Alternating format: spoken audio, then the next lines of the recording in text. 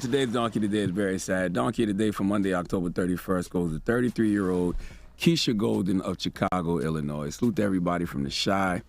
This story saddens me deeply for a number of reasons, but it's a teachable moment in this story, and it's a simple lesson.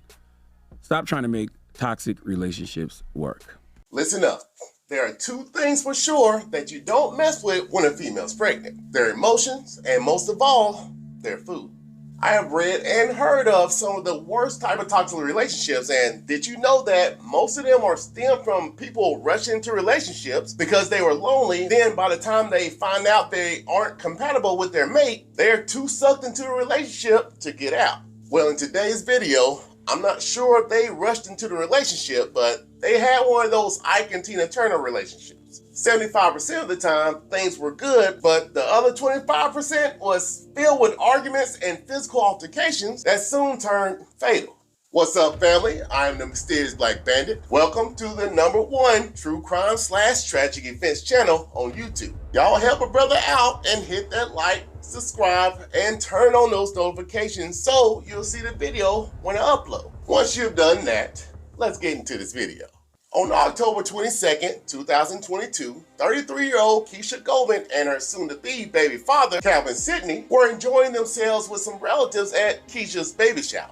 After receiving their presents and eating, Keisha, Calvin, and some of her family members headed back to their apartment on the block of West Augusta in Chicago, Illinois. Now, around 3 a.m., Keisha and Calvin had got a little hungry and they decided they were going to heat up their leftovers they had from the baby shower. But just like most toxic relationships, the couple began arguing over something so petty as to who could use the microwave first to heat up their food.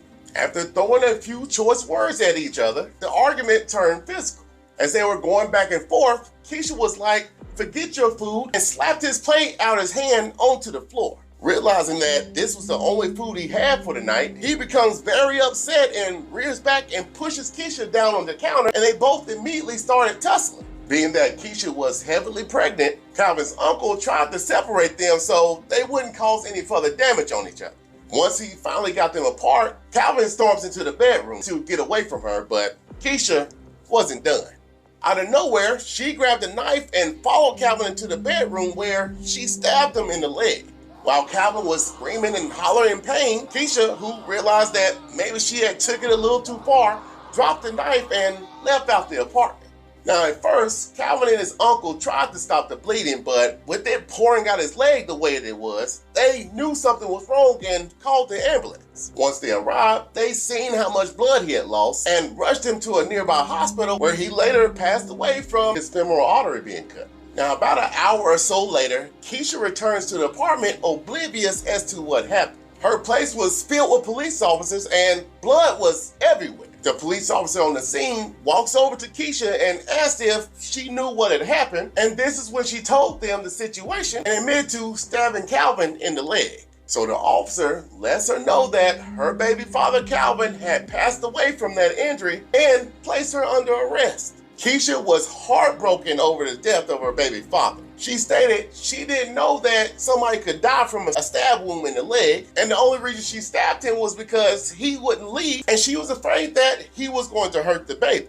On October 25th, 2022, at the Leaden Criminal Courthouse, Keshia Golden was being held on a $2 million bond, which would require her to post $200,000 to secure her release. Her lawyer felt that the judge was wrong for setting her bail at such a high amount, especially for someone who worked as a cashier at a Marshall store, and stated this is basically the same thing as a no bond order. Now, Keisha and Calvin did have a history in domestic violence disputes. Between the months of June and September, police reportedly responded to at least 5 separate incidents at their residence where she claimed 4 out of those 5 times, Calvin had choked, punched, slapped, and pushed her, and allegedly she had a miscarriage from one of the times she was being abused. Now, as recently as July, Keisha did take out a protection order against Calvin after he allegedly punched her in the face, but then, just a month after that, she cut his neck so severely he required medical attention. But when the police asked if he was going to press charges, he declined to do so.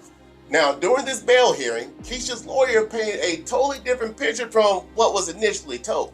He stated on the morning of October 22nd, Calvin and Keisha had gotten into an argument over the microwave, and after she slapped the plate out of his hand, Calvin pushed her onto the ground and drug her by her hair into the bedroom. So her only way of stopping him was to stab him in the leg in self-defense when the family member wasn't able to pull them apart. Keisha's lawyer also mentioned to the judge that she had to spend 4 days in the hospital getting treatments for the injuries she suffered in that last altercation with Calvin. Now, Keisha's case was very rare in Cook County. She was 8 months pregnant and had never been arrested before she allegedly fatally stabbed her boyfriend, so setting the bail at $2 million was a bit outrageous. Her lawyer argued a state law that took effect in 2019 that directed the state courts to pretrial incarceration for pregnant women, and unless they were found to be a danger to the community, pregnant women should be released from custody. With Keisha's lack of criminal background, her lawyer stated to not only force Keisha to give birth in jail, but then to immediately take her child away after birth is cruel to a mother and the baby. Then he suggested that she could stay with her sister while everything was pending. Now, with all the evidence showing that Keisha acted in self-defense, the judge eventually agreed that releasing Keisha was in the best interest of this unborn child, but due to the seriousness of the charge, some monetary bail was required. So Keisha's bond was dropped to $50,000, but if she was able to bail out, she was required to report to the court by phone on a daily basis during the pending case. Now, Keisha nor her family had this money, but fortunately, a community group agreed to post bond for Keisha, but the prosecutor stated they had no intentions of dropping or reducing the murder charge, despite her lawyer's argument that the killing was committed in self-defense. Do y'all ever think to yourself, what do these people get out of staying in these toxic relationships? Well, after doing some research, I realized that it's a lot deeper than you think. First off, a lot of the traits stem from people who may have obsessive or pathological need for love, which causes them to have problems in how they relate to their partners. So despite the abuse, some victims may remember the good times in the relationship and hopes for positive change.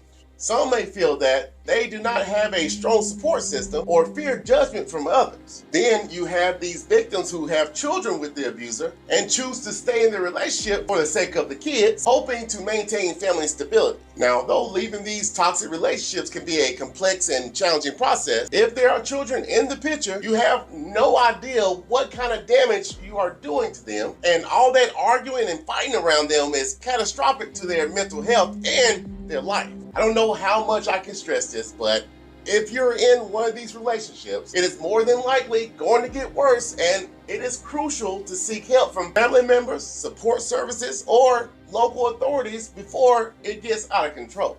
All right, family, that will bring this video to an end. Please make sure, if you haven't already, go hit that like, subscribe, and turn on those notifications. Thank y'all so much for your support, and until next time, stay mysterious, my friends.